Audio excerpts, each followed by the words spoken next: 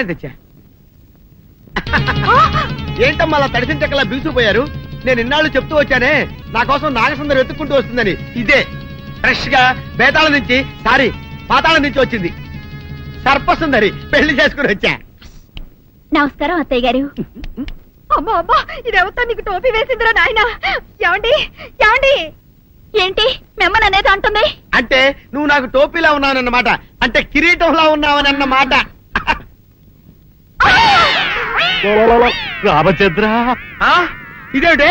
అయ్యో నా కొప్ప మురిగింది. లంగాయత్ మొహమ్మద్ తీసుకుంటావంటే దించవే. ఇది మా నాగులో కాసారం. పావుగా ఉంటే తోకెత్తి నెత్తి మీద పెట్టుకునేదాన్ని. మనిషిగా మారాను కాబట్టి లంగా అయితాను. నా గ్రహచారం ఇదే ఆచారమే. అవును, పెళ్ళయ్యాక మేము పరాయి మగాడి మొహం చూడకూడదు.